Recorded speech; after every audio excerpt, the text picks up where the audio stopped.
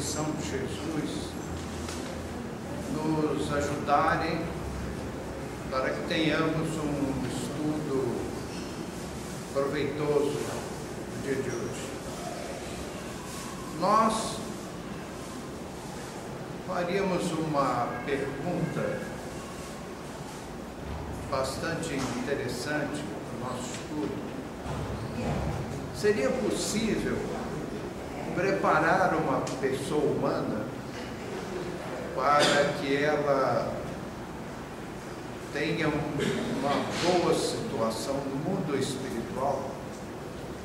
Ou, em outras palavras, é possível preparar um homem em função da vida espiritual?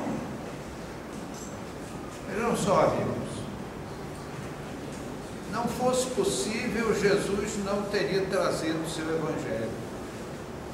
O Evangelho do Cristo não é outra coisa senão uma preparação para a vida espiritual superior. O sacerdócio tradicionalista, organizado, por descrer, por não admitir o mundo espiritual, eles são absolutamente despreparados para oferecer ao cidadão terrestre uma preparação prévia para a vida nas esferas espirituais. Então, como nós admitimos, temos absoluta certeza que essa preparação é possível, esse é o nosso tema de hoje. E é um tema muito oportuno para se prestar bem atenção. E aqui vão apenas sugestões. E os companheiros que nos ouvem hoje e amanhã, observem e vejam o que de melhor proveito podem tirar desses comentários. Certos mau hábitos que nós temos na vida terrestre, esses maus hábitos são uma verdadeira praga no mundo espiritual. Então nós vamos desfolhar todas essas características, esses aspectos, essas circunstâncias, e quem quiser faça bom proveito, faça bom uso. Comece por rever o seu prato diário. Meus amigos, não pretendemos rasgos filosóficos, colocações científicas. O nosso papo de hoje é um papo bastante objetivo, para irmos diretamente ao assunto. Como dizíamos, dê uma revisada no seu prato de cada dia. Nós, milenarmente, nos acostumamos a nos alimentar da carne dos animais. Então eu faço algumas perguntas interessantes para os amigos. Por acaso existe açougue no mundo espiritual? Por acaso existe churrascaria? Para aqueles que são estudiosos dos assuntos, a alimentação nas colônias espirituais, há um departamento que produz aqueles sucos nutrientes que a população de uma colônia, há colônias relativamente pequenas, com alguns poucos milhares de espíritos, são especialmente as colônias muito adiantadas. Elas são belíssimas, são encantadoras, mas não são tão populosas, porque o planeta é atrasado, é primitivo. As colônias, digamos assim, de médio porte, geralmente elas têm entre 1 e 2 milhões de habitantes. Então existe um departamento que se responsabiliza por produzir o alimento que é consumido pelos moradores, pelos hóspedes, até por aqueles que estão caritativamente amparados por aquela colônia. Então, meus amigos, aquela pessoa que chega ao mundo espiritual carregando o hábito da alimentação carnívora terá um período muito difícil de adaptação. Por isso que nós preferimos sugerir que os estudiosos do assunto façam uma avaliação da sua posição. Há pessoas que estão a tal ponto condicionadas à proteína animal que elas teriam seríssimas dificuldades em ter uma vida absolutamente vegetariana. Mas, para não sermos muito veementes, né, menos ainda agressivos no assunto, é que nós vamos sugerir que a pessoa reduza o seu apetite, o seu prazer em consumir a carne dos animais. Porque nas colônias espirituais isso é simplesmente impossível. Não há no mundo espiritual alimentação carnívora. Já fizemos um preâmbulo sobre o assunto. Então, se você quer estar no mundo espiritual tranquilo, ou ainda vivendo na Terra, se adaptar às regras das colônias espirituais, de onde chegaram todos os companheiros que eu tenho o prazer de olhar nesse momento, e para lá voltarão, porque são hóspedes no momento do planeta terrestre, na carne humana. Então, meus amigos, quando nós nos alimentamos da carne dos animais, nós não estamos muito distantes daqueles silvícolas que se alimentavam, creio, né? Se alimentavam no passado, de carne humana. Até já ouvi dizer que o último canibal que tinha aqui no nosso bairro nós comemos, não foi? Não tem mais, porque ele foi comido. Será que ainda existem tribos canibais nas regiões remotas do nosso globo? Eu não tenho certeza. Mas a alimentação zoofágica, ela não está muito distante da antropofagia. Então, nós ficamos assim, imitando os tamoios, os guaianazes, os tapuias, os abemorés, que se devoravam uns aos outros naqueles idos do Brasil silvícola, antes do senhor Pedro Álvares Cabral chegar com as suas galeras aqui na nossa terra brasileira. Então esse é um primeiro ponto para nós fazermos uma reflexão.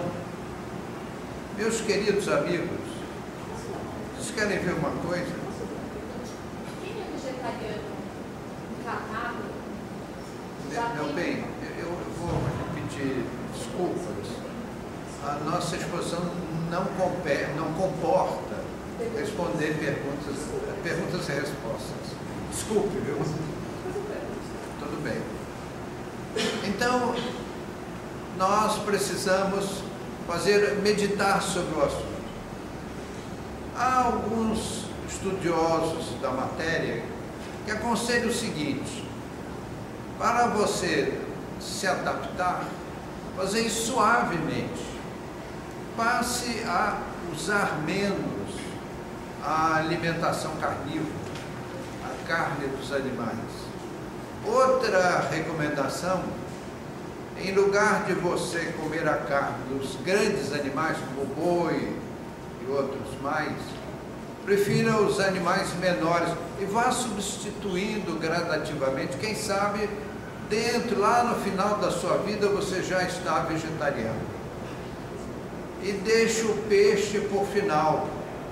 Talvez seja a última carne para você se transferir, migrar para a alimentação vegetariana, seria a ingestão dos frutos do mar.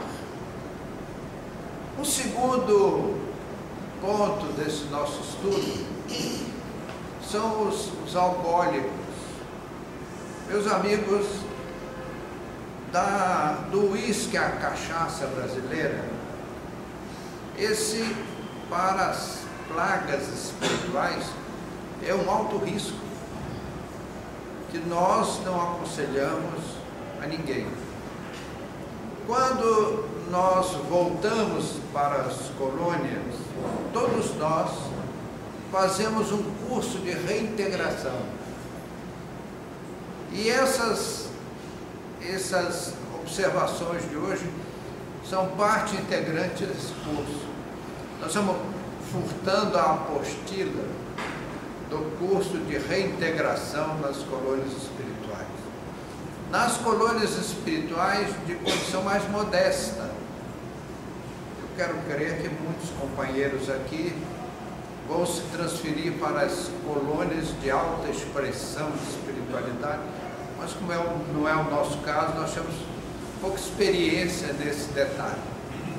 As colônias de grande beleza, de elevada hierarquia espiritual, a gente só pode, de vez em quando, né, quando tiramos 10 na prova, somos levados a visitas. E aqui e ali nós narramos essas visitas, aqueles ambientes espirituais superiores. Então, nas colônias mais modestas, para as quais nos transferiremos assim que deixarmos a Terra, ali não se usa o álcool, a bebida alcoólica.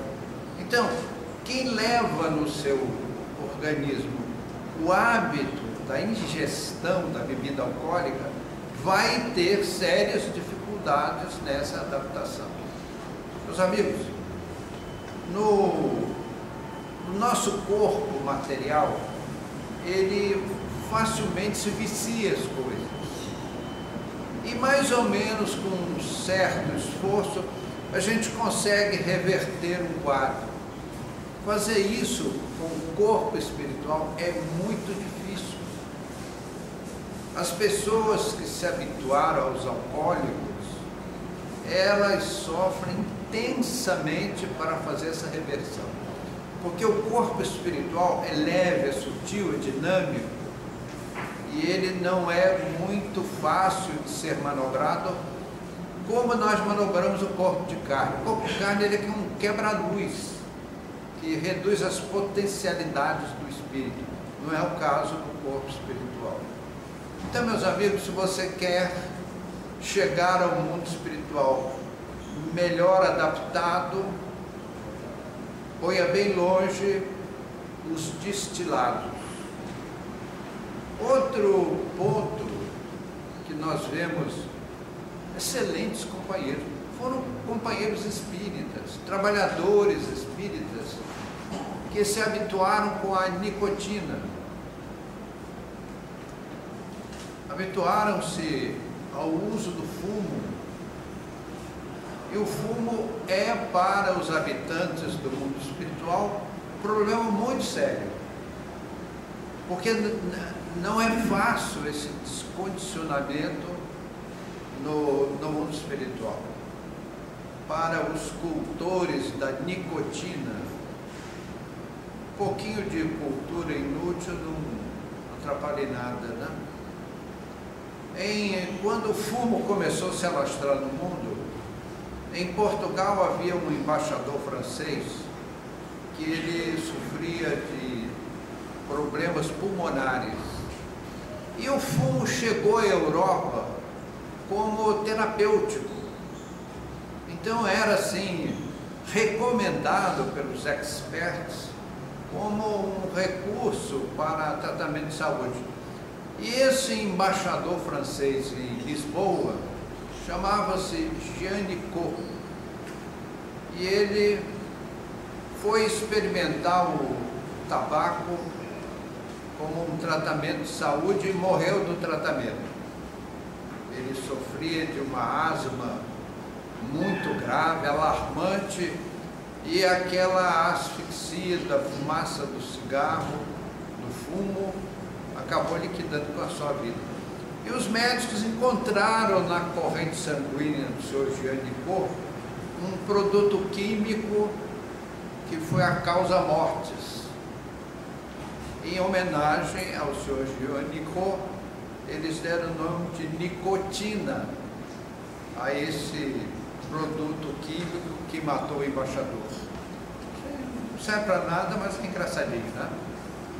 Isso é para o comentário ficar mais leve. Além do fumo, nós temos aí numa situação muito mais grave os narcóticos.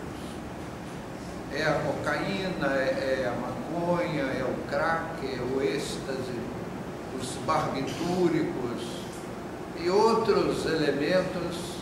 Aí sim, meus amigos, jamais se renda a essa prática. Para o mundo espiritual é uma situação extremamente grave, em que o paciente tem que ser tratado a longo prazo e um tratamento muito difícil. Nós olhamos esses filmes, essas aventuras policiais na Cracolândia, e olhamos aquele conjunto, aquela massa humana ligada ao crack, que é o flagelo da atualidade. Isso nos causa uma piedade infinita. Nós temos uma pena enorme do usuário de drogas. Eles não fazem ideia em que buraco estão se metendo. Porque esses elementos causam lesões às fibras sutis do corpo espiritual e como reflexo ao corpo material.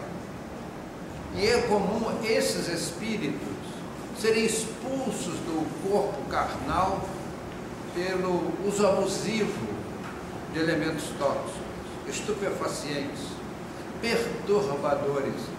E esses irmãos nossos chegam ao mundo espiritual como suicidas inconscientes. E a situação do suicida do mundo espiritual, meus queridos companheiros, é o quadro mais dantesco que alguém pode observar. Nós já fizemos uma palestra aqui que tem como título em que falamos sobre o suicídio. Quem não assistiu, reassista esta palestra sobre o suicídio. Nós fazemos uma excursão sobre essa situação. O tema é longo. Então, meus amigos, o uso de drogas causa à saúde humana, especialmente à saúde espiritual, danos muito, muito graves. Então, se você quer chegar ao mundo espiritual em paz, leve isso em boa conta. Outro ponto também que nos trazem os amigos espirituais, falando das suas experiências pessoais, é o sexo. O sexo é uma das forças naturais que o homem mais se atrapalhou ao longo da história. Emmanuel usou uma frase muito interessante: em matéria de sexo, quem pode atirar a primeira pedra? Ele tem toda a razão. Então, meus amigos, o sexo é um dom da vida, é uma criação divina. O Criador colocou o sexo em seus filhos.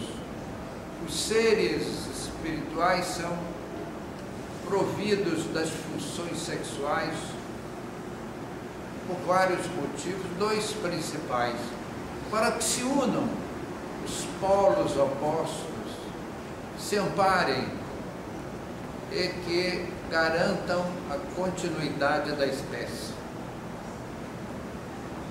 Outro poder que vem dos páramos espirituais e com os quais o homem também muito se atrapalha, chama-se dinheiro.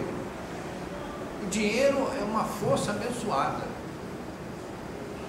Quando nós somos chamados a planejar a nossa próxima reencarnação, os espíritos coerentes, sensatos, fazem um pedido: duas coisas eu não quero, é a beleza física e o bolso cheio de dinheiro, porque são dois elementos perigosos que nós tememos não saber administrar.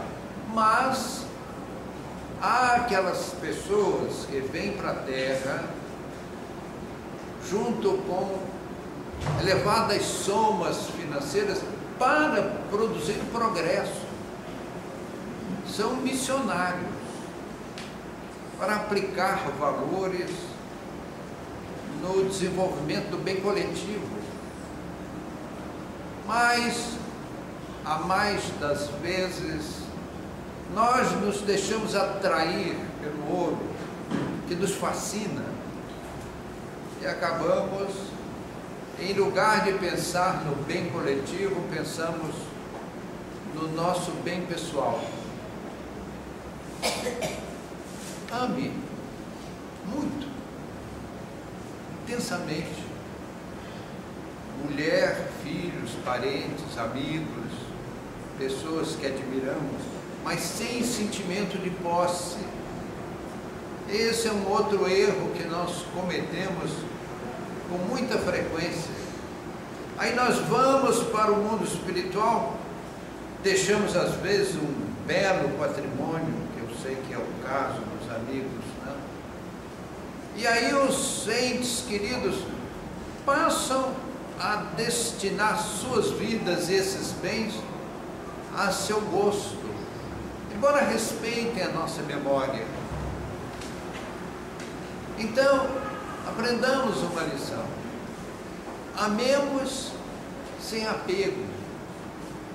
Saibamos que aqueles espíritos amigos que vêm conviver conosco na vida material, na forma de cônjuge, na forma de filhos, entes queridos, amigos, etc., pessoas que admiramos, vêm e devemos recebê-los com espontaneidade.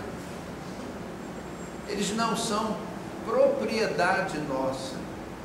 Se alguém nos dá o seu amor, ou nós damos o nosso amor a alguém, isso deve ser espontâneo, livre espontaneamente, porque o amor só é bom assim.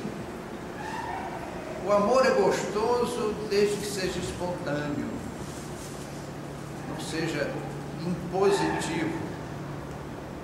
Outro detalhezinho: cada um tem o direito de dizer onde errou e onde se atrapalhou. E nós estamos traduzindo as experiências dos amigos. Jamais você demandou a vida espiritual. Jamais tente se comunicar com os que ficaram para trás. O seu coração sensível pode ser apunhalado, porque só os espíritas estão preparados para isso. O mundo não está. E se por acaso alguém ceder um material fluídico e você surgir no quarto de dormir à noite da família, pode ter certeza que vão lhe excomungar, lhe mandar para as entranhas do inferno, porque você não é bem-vindo. E há companheiros que passam, e temos testemunhos aqui presentes, que tentaram essa experiência e derramaram lágrimas de sangue. Sorria sempre, sorria. trabalhe o máximo, trabalhe sempre, o máximo das suas forças. No mundo espiritual, os mentores espirituais usam uma expressão que não conhecemos na Terra. Chama-se oração do trabalho. Para os mentores espirituais, trabalhar e orar são sinônimos. Nós trabalhamos muito e Deus recebe esse trabalho como um louvor ao Criador. E nós perguntamos ainda, e o Evangelho de Jesus? Meus amigos, o melhor caminho para nós nos darmos bem na pátria espiritual é estudar e viver o Evangelho do Cristo. Não basta estudar, preciso viver. Há aqueles que decoram texto, essa parte aqui eu sei decorar, pronto, por isso eu vou para o céu. Isso é uma ingenuidade. O Evangelho é a escola da vida por excelência. Não adianta nós passarmos na calçada escolar sem entrar pelo portão de acesso. É necessário adentrarmos esta universidade, que é a mensagem do cristianismo, estudá-la, vivenciá-la para todo sempre. Sorria, trabalhe, ame o seu próximo, desprenda-se dos valores humanizados para que a gente possa conviver no mundo espiritual com grande alegria. Procuramos passar para os amigos alguns lembretes, algumas colocações, e deixamos para o final uma lembrançazinha na qual as pessoas erram muito na vida terrestre. A nossa cultura humana é mais ou menos assim. O homem, o chefe da família, executa tarefas que são afins com a personalidade masculina. E a mulher assume, ninguém precisa dizer à mulher que ela assuma os filhos. Ninguém precisa dizer à mulher que ela assuma a casa. Ela faz isso espontaneamente, pela sua própria natureza. E aí, quando se fala em alguma coisa, por exemplo, em finanças, não, isso é assunto de homem. E quando se fala em filhos, isso é assunto de mulher. Então, mais ou menos estão estabelecidos alguns princípios, algumas políticas. E isso não leva em consideração as enfermidades fulminantes. De repente, nós vemos uma viúva numa situação dramática, porque toda a vida econômico-financeira da família foi conduzida pelo marido. Ela não sabe nem onde o marido tem conta bancária. Por isso que é bom fazer conta conjunta, com muito cuidado, com muita cautela, com muita prudência. Então, meus amigos, estudar um inventário previamente, claro, eu estou falando para pessoas dotadas de grandes patrimônios, fazendas, né, de imóveis, edifícios de apartamento inteiros, né, ações, muitos recursos. Não é o nosso caso, sabe? Não passamos nem perto dessas coisas. Então é necessário que tudo isso seja planejado. os entes queridos vão respeitar nossa memória. Mas aqui e ali, no outro dia, vendo a televisão, puxa, uma família, houve um assassinato coletivo em família por causa de uma herança. Um dos herdeiros matou os outros, uma coisa tão triste. Agora, como fica aquele que, de certa forma, teve uma responsabilidade moral? Porque se ele tivesse sentado com o escrivão do cartório e feito um testamento, administrado todo aquele grande patrimônio, no dia em que ele foi sepultado, né, ao apagar das luzes, fechou lá o túmulo. Agora vão fazer uma reunião com os herdeiros para analisar os valores do decujus, para usar uma expressão legal. Aí senta-se todo mundo, aí vem um testamenteiro que era de autoridade e vontade do decujus. Aí é feita a partilha, já está formalizada. Tudo devidamente em ordem. Mas há pessoas que se descuram disso. Tem patrimônios absolutamente ilegalizados. Tudo assim no joelho. E às vezes valores elevadíssimos. E geralmente a viúva que vai dar seguimento passa sérios dissabores com essa desorganização de todos, que na verdade do próprio casamento.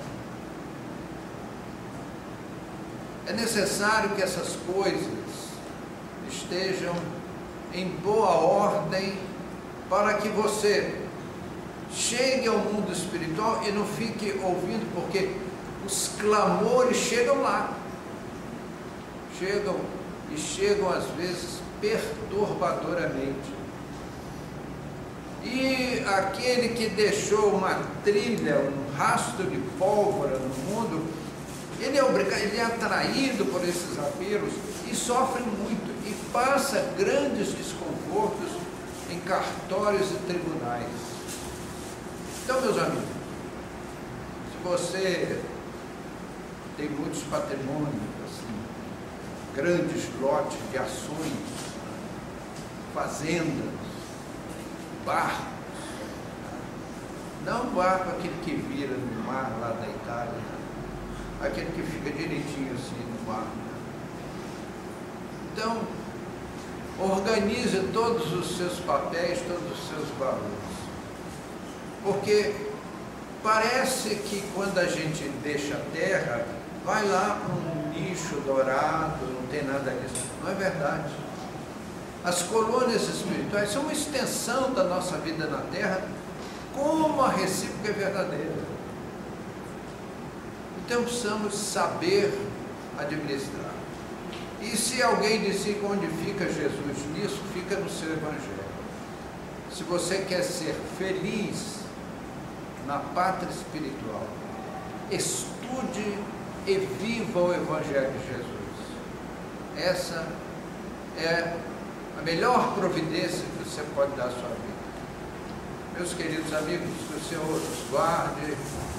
Agradecemos aqueles bilhetíssimos amigos que trouxeram suas contribuições, falando das suas experiências nefastas, depois deixaram a terra. Muito obrigado.